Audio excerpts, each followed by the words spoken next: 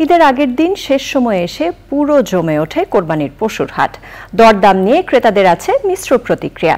স্থায়ী হাটে পর্যাপ্ত পশু থাকলেও অস্থায়ী হাটগুলোতে গরুর সংখ্যা অনেকটাই কমে গেছে। শাকের আদনানের রিপোর্ট।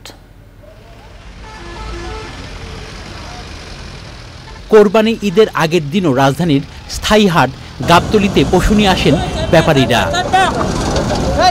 দরদাম করে পছন্দের পশু কিনে বাড়ি ফেরেন ক্রেতারা।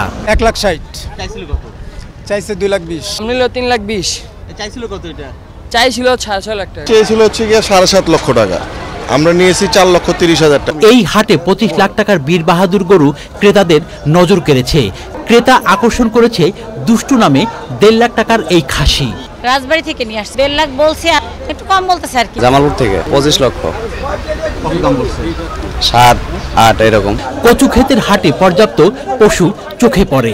পাইকাররাও তারা চিন্তা করতেছে যে শেষ দিন গরু কমে যাবে, ক্রেতা বেশি হবে, আমরা বেশি দামে বেচবো, এই মানে চিন্তা ভাবনা নিয়েই ক্রেতা এবং বিক্রেতাদের গরুর হাটের বেচা কিনা চলছে। তবে তেজগাঁওয়ের হাটে গরু অনেকটাই কম। দাম চাওয়া ছিল 18 লক্ষ টাকা, কিন্তু 8 লক্ষ টাকা বলেছিল। আমাদের দেশীয় খামারের উৎপাদিত গরু দিয়ে এবারে আমাদের কোরবান মোটামুটি শেষ হবে। আমাদের হাটটা খুবই শুকনা, খুবই পয় পরিষ্কার, যে ক্রেতা ভাইরা স্বচ্ছন্দ মতো গরু কিনে নিয়ে গেছে। ইনশাআল্লাহ এই বছর আমাদের বাম্পার, মোটামুটি এই হাটে আর গরু নাই।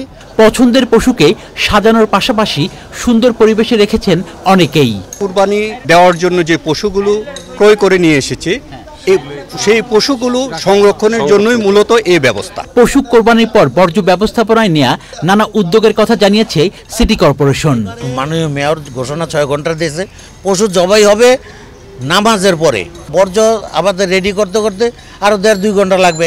তার মানে 1টার থেকে 2টার মধ্যে আমরা বর্জ্য অপসারণ শুরু করব। হাটগুলোর নিরাপত্তায় ওয়াচ টাওয়ারের মাধ্যমে সার্বক্ষণিক নজরদারি করছে আইন শৃঙ্খলা রক্ষাকারী বাহিনী। শাকের আদনান, চ্যানেল আই, ঢাকা।